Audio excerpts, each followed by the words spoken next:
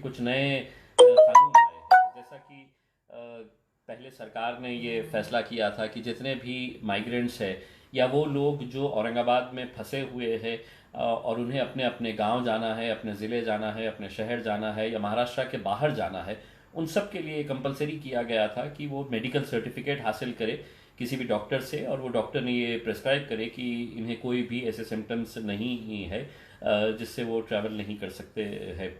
आज गवर्नमेंट ने उसके अंदर कुछ रेक्टिफाई किया है, उसे इम्प्रूव किया है, और उस गाइडलाइंस के तहत अब आज के बाद जितने भी लोग ट्रैवल करना चाह रहे हैं, औरंगाबाद के बाहर जाना चाह रहे हैं, उन्हें मेडिकल सर्टिफिकेट हासिल करने की ज़रूरत नहीं है। यानी कि अगर बहुत बड़ा ग्रुप अगर कल कोई ट्रेन से जा रहा है, इन सबको वहाँ पर महानगर पालिका के डॉक्टर्स या गवर्नमेंट के जो भी डॉक्टर्स की टीम रहेगी, वहाँ पर वो लोग उन्हें उनके टेम्परेचर चेक कर लेंगे और सभी का एक लिस्ट तैयार करके दे दी जाएगी कि इनमें से जितने भी लोग ये टेस्ट किए गए हैं वो कोई भी कोविड-19 या इन्हें किसी भी तरह का कोई सिम्टम नहीं है। तो अभी तक जो डॉक्टर्स के पास जो रश देखने को मिल रहा था वो अब कल से पूरी तरह से ख़त्म हो जाएगा। लेकिन जो माइग्रेंट्स है दूसरे राज्यों के, विशेषकर बिहार के, उत्तर प्रदेश के, झारखंड के, पश्चिम बंगाल के, इन लोगों को अपने डॉक्यूमेंट्स सबमिट करना ज़रूरी है, क्योंकि आप लोगों के लिए जो ट्रेन का इंतज़ाम किया जा रहा है वो पूरी लिस्ट तैयार करके हमें जिलाधिकारी दफ्तर के अंदर सौंपना है। तो वो काम हमारा जारी रहेगा। जब ये नोटिफिकेशन आया था तो एक दिक्कत लोगों के सामने ये आई थी कि गवर्नमेंट ने तो कह दिया था कि नोटिफिकेशन के जरिए कि जिन जिन लोगों को जाने का है उन्होंने अपना वेबसाइट दे दिया था कि इस वेबसाइट के ऊपर आप ऑनलाइन अप्लाई कर दीजिएगा, आपका आधार कार्ड उसको अटैच कर दीजिएगा और मेडिकल सर्टिफिकेट। अब इनिशियली बड़ी दिक्कतें ये आई कि कई जगह से हमें डॉक्टर्स के सर्टिफिकेट नहीं मिल रहे थे। हमने पर्सनली बहुत सारे डॉक्टर्स को रिक्वेस्ट किया, और जब लोगों की दिक्कतें हमें समझ में आई तो मैंने खुद ने अपने ऑफिस के ऊपर दिल्ली गेट के ऊपर एक हेल्प डेस्क स्टार्ट किया। एक सुविधा केंद्र एक तौर से था इन लोगों के लिए जिनके पास कोई स्मार्टफोन नहीं है, जो ऑनलाइन किस तरह से फॉर्म भरना ये जानते नहीं थे, मेडिकल सर्टिफिकेट कहाँ से लाना है इनके लिए बड़ी दिक्कत हो रही थी। तो एक हमने हेल्प डेस्क तैयार किया।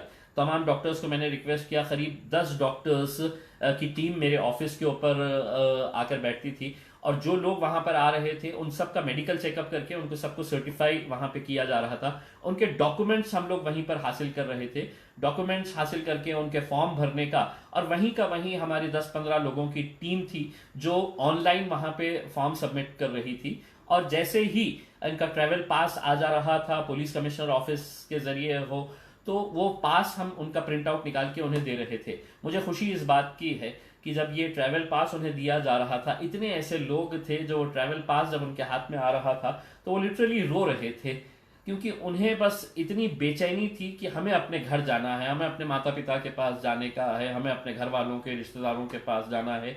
कईयों को ये था कि नहीं, बस किसी भी तरह हमें अपने गाँव पहुंचा दे। तो वो जो एक खुशी थी, अब इसमें हमने खुद नहीं अंदाजा लगाए थे कि इतना बड़ा रिस्पांस मिलेगा ऐसे लोगों का। ये जो काम हमने हेल्प डेस्क किए थे, ये अगर देखा जाए तो ये मेरा काम नहीं था, ये किसी गवर्नमेंट डिपार्टमेंट ने इसे हैंडल करना चाहिए था, लेकिन कोई भी आगे नहीं आया, कोई नहीं करने के लिए तैयार था। तो इसीलिए हमने अपने तौर के ऊपर ये जिम्मेदारी ली कि इन लोगों की मदद हम करेंगे करके। और हमें भी अंदाजा नहीं था, तो बहुत भीड़ वहां पर इकट्ठा हुई। पहले दिन हमें दिक्कतों का सामना करना पड़ा कि सोशल डिस्टेंसिंग के नॉर्म्स थे। आज भी बेहिसाब वहां पर लोग इकट्ठा हो गए थे, कुछ मीडिया वाले पहुंच गए, और मीडिया को जैसा मजा आता है इस तरह की खबरें ये नहीं जानते हुए कि ये लोग कौन है, किस तरह की दिक्कतों का सामना करना पड़ रहे हैं। बहुत सारे चैनल्स ने अपना दिखाना शुरू कर डाला कि खासदार के सामने, ऑफिस के सामने बड़ी भीड़ इकट्ठा हो गई सोशल मीडिया के ऊपर, और वो लोग सोशल मीडिया के ऊपर मुझे क्रिटिसाइज करने लगे जो लोग आज से 4 दिन पहले चाह रहे थे कि औरंगाबाद में भी शराब की दुकानें खुलनी चाहिए करके।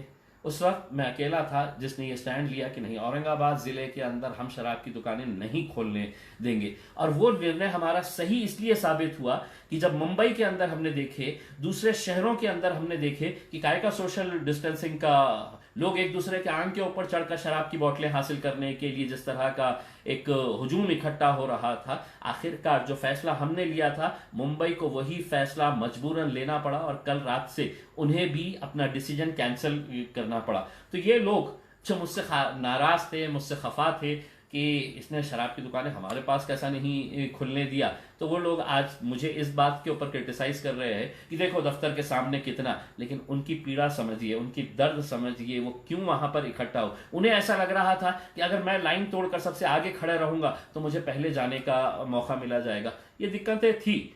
हमने बहुत हद तक इसको कंट्रोल करने की कोशिश की थी, लेकिन जैसा मैंने आपको कहा है ये मेरा काम नहीं था, ये सरकारी डिपार्टमेंट का काम था। खैर हमने किया है, और जो कुछ भी हुआ है उन लोगों की भलाई को देखते हुए, क्योंकि हम लोग इन्हें पैदल सड़कों के ऊपर यूपी तक पैदल निकल रहे हैं, कोई बिहार तक पैदल जा रहा है, कोई साइकिल लेकर अपना पैदल निकल रहा है, बड़ा शर्म आती है। क्योंकि महाराष्ट्र जिस राज्य से हमारा ताल्लुक है, ये हमारी संस्कृति नहीं है कि इस तरह के गरीब लोगों को ऐसे ही छोड़ दिया जाए। आज अच्छी बात यह है कि आज पहली ट्रेन यहां से आज रवाना हुई है जो मध्य प्रदेश भोपाल के लिए निकली है। उस ट्रेन के अंदर 1200 मुसाफिरों को हमने बिठाकर आए हैं। तो आज यहां से पहली ट्रेन भोपाल के लिए गई है। औरंगाबाद से डायरेक्ट वो भोपाल जाएगी, बीच में कहीं पर भी नहीं रुकेंगी। उन्हें खाने का इंतजाम वहां की सरकार ने ही प्रोवाइड किया गया था। उनका पूरा मेडिकल चेकअप रेलवे स्टेशन के ऊपर किया गया है। कल एक और ट्रेन मध्य प्रदेश के लिए जाएगी जो जबलपुर जाएगी। तो कल जबलपुर जाएगी। हमें ऐसा लगता है कि भोपाल के लिए और एक ट्रेन की ज़रूरत पड़ेगी।